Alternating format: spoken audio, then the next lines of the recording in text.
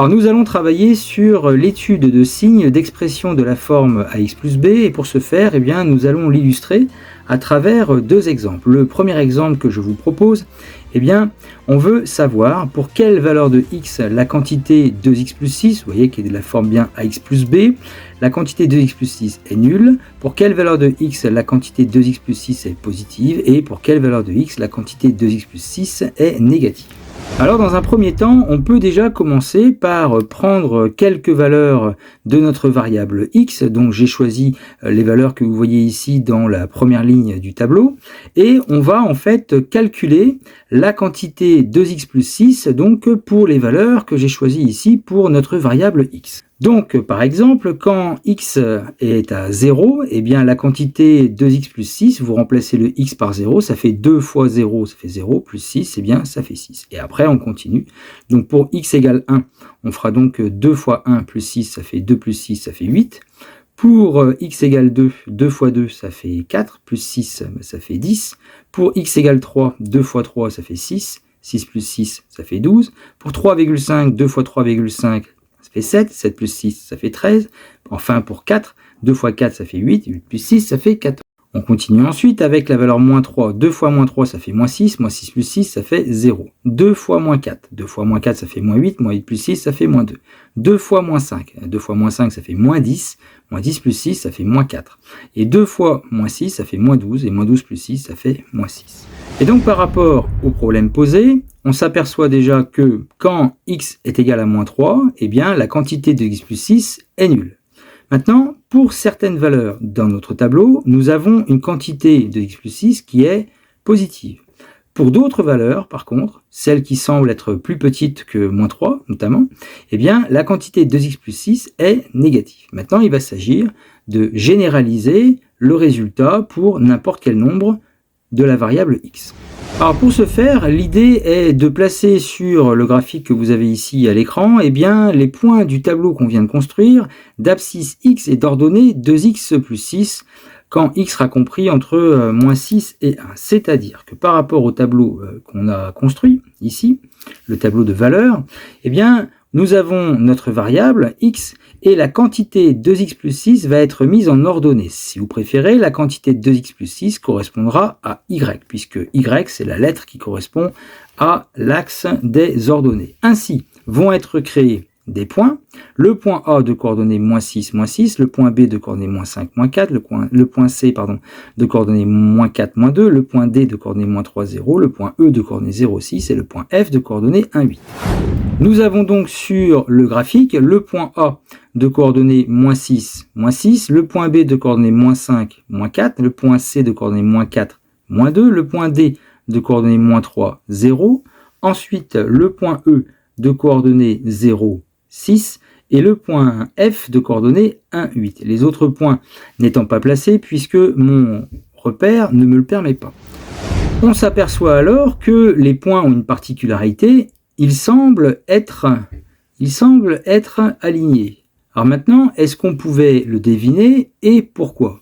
Eh bien pourquoi on pouvait le deviner? Parce que les points qui ont été construits avec le fait que la quantité 2x plus 6 a été mise en ordonnée. C'est-à-dire que les coordonnées des points qu'on a placés vérifient la relation y égale 2x plus 6, puisque 2x plus 6 a été placé en ordonnée. La lettre pour les ordonnées, c'est la lettre y. Or, la relation y égale 2x plus 6. Et bien là, je vous mets à l'écran la vidéo dans laquelle on a travaillé sur les équations de droite et que je vous invite à regarder si jamais vous en avez besoin.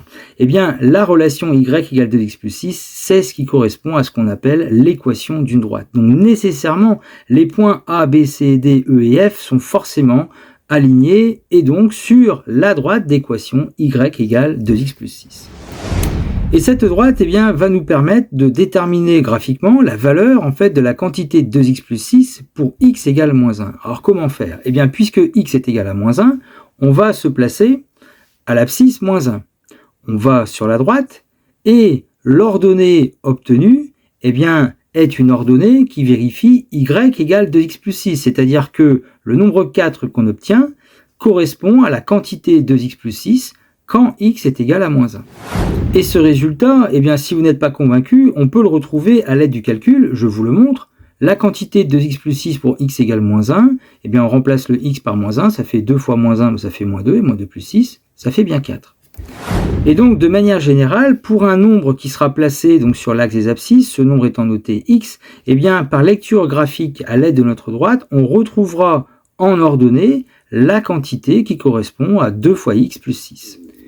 Et c'est ce qui va nous permettre de répondre à notre problème, à savoir pour quelle valeur de x, donc pour quel nombre en abscisse, la quantité 2x plus 6, notre ordonnée, sera égale à 0. Et bien pour ça, il suffit de placer notre abscisse sur moins 3. En se plaçant à moins 3, notre ordonnée sera égale à 0, c'est-à-dire la quantité de 2x plus 6 sera égale à 0.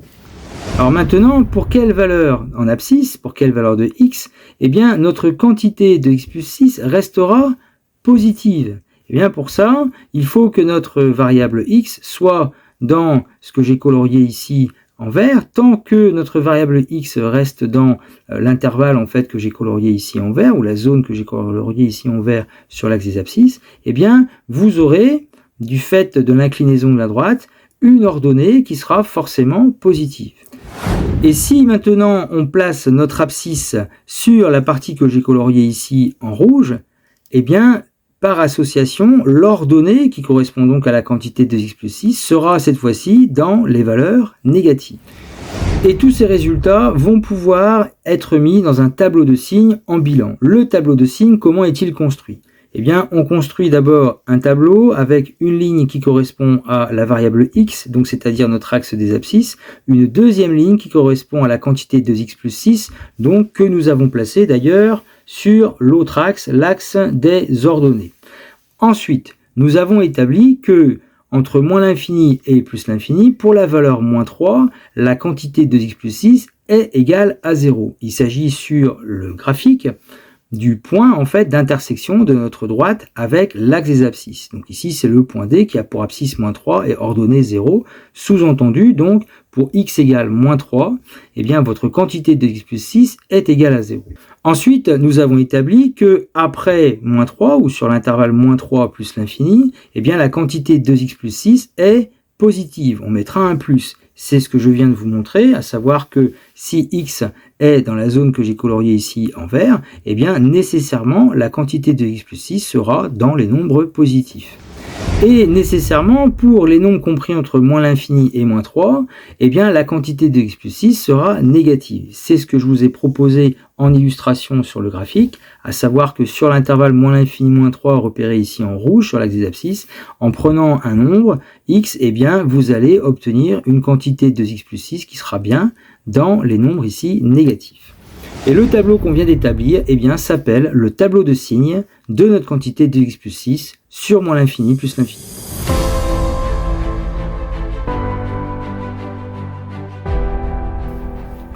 Après ce premier exemple, je vous présente maintenant un deuxième exemple avec la quantité cette fois-ci moins 0,5x plus 2. Le problème sera le même. Pour quelle valeur de x la quantité moins 0,5x plus 2 est nulle? Pour quelle valeur de x cette quantité est positive? Et pour quelle valeur de x cette quantité est négative? Donc comme dans le premier exemple, on va d'abord se donner un tableau de valeurs. J'ai choisi comme valeur en abscisse eh bien, moins 4, moins 3, moins 1, 0, 1, 3, 4, 5 et 6. Et pour ces valeurs choisies, eh bien, on va calculer la quantité moins 0,5 fois x plus 2. Et on va obtenir déjà les résultats suivants, notamment quand x est égal à 4. Alors moins 0,5 fois 4, ça fait moins 2. Et moins 2 plus 2, ça fait 0.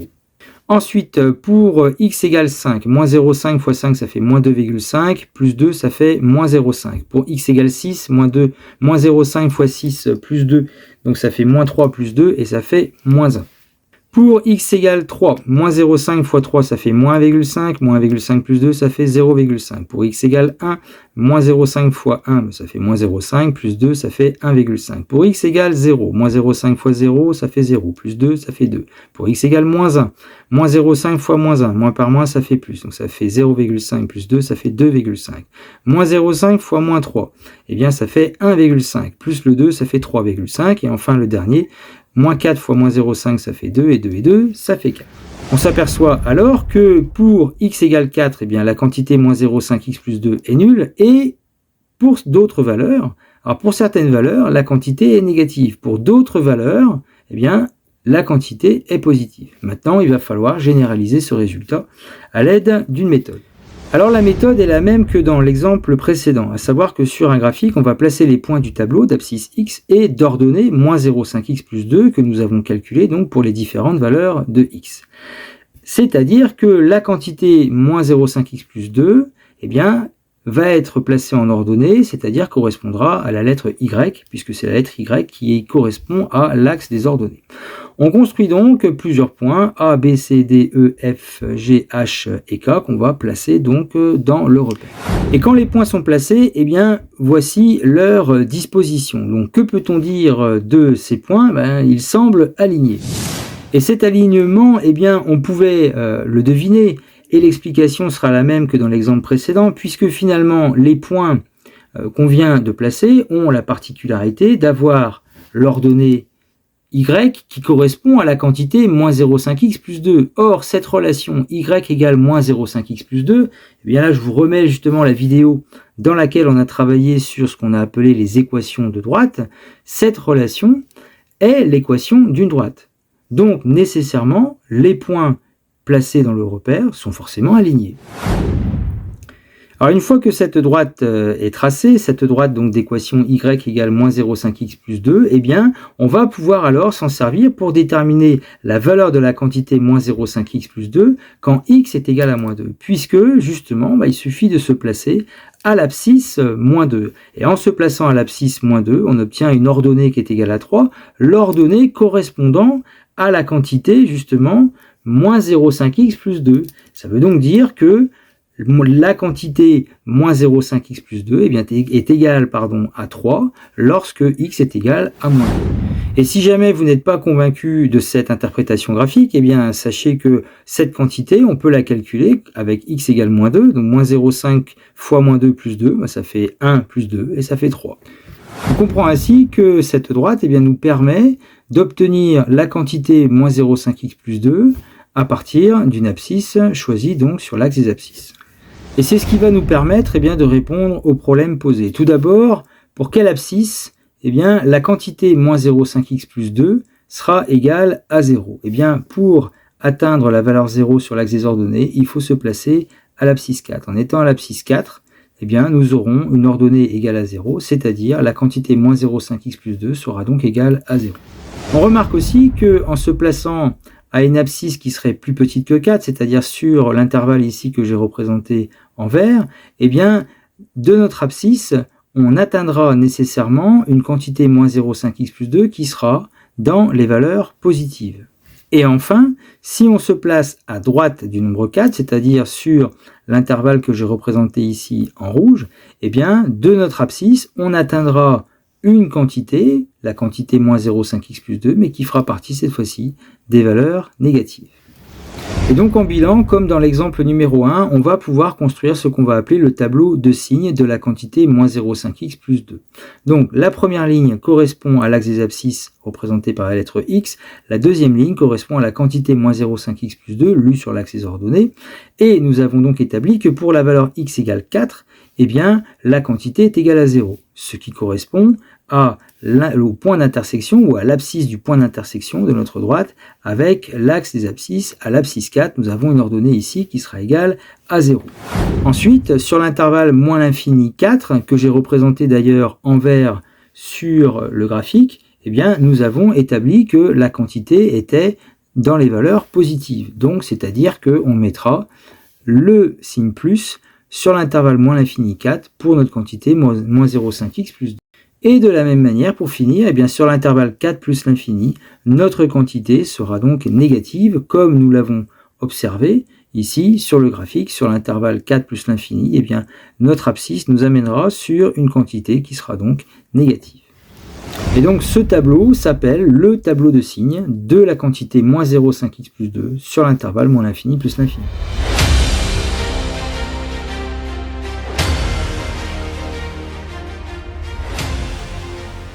Alors comparons les résultats obtenus sur les tableaux de signes, donc des quantités 2x plus 6 et moins 0,5x plus 2. On remarque qu'elles ont quelque chose en commun sur l'intervalle moins l'infini plus l'infini.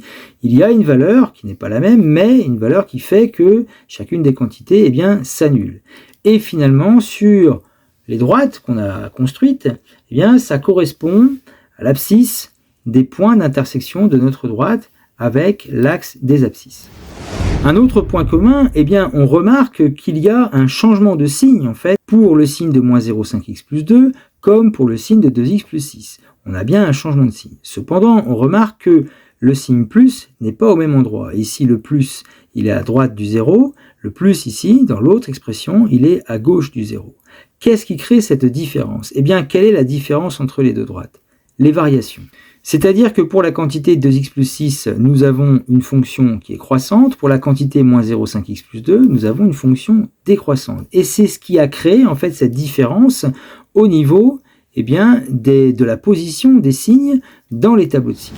Et justement, sur ces deux droites, qu'est-ce qui permet d'expliquer ces différences de variation? Eh bien là, je vous ramène sur la vidéo que je vous mets à l'écran. C'est une vidéo dans laquelle on a travaillé sur les variations de fonctions affines et on avait expliqué que la différence de variation est liée en fait au coefficient directeur. Et je vous rappelle que pour une droite d'équation y égale mx plus p, le coefficient directeur, eh bien, c'est le nombre devant la lettre x que j'ai écrit ici avec la lettre m. Ainsi, dans nos deux tableaux de signes, eh bien, les coefficients directeurs pour la quantité de x plus 6, c'est 2. Pour la quantité moins 0,5x plus 2, eh bien, c'est moins 0,5. Et donc, ce sont ces coefficients directeurs qui vont faire que eh bien, les signes ne seront pas forcément du même côté pour une quantité ou pour une autre. Et ainsi, ce sont donc ces coefficients directeurs qui expliquent le fait que eh bien, les signes ne sont pas du même côté d'un tableau à l'autre. Par contre, on remarque quelque chose, c'est que dans le premier tableau, le coefficient directeur, c'est 2. 2, il est positif. Eh bien, on remarque qu'à droite du 0, c'est un plus. Dans le deuxième tableau, le coefficient directeur m, c'est moins 0,5, il est négatif. Eh bien, là encore, le signe moins, il est à droite du tableau. C'est-à-dire qu'on va remarquer que, finalement, pour une quantité comme 2x plus 6, moins 0,5x plus 2, eh bien, le signe qu'on met à droite du 0 est toujours le signe du coefficient directeur.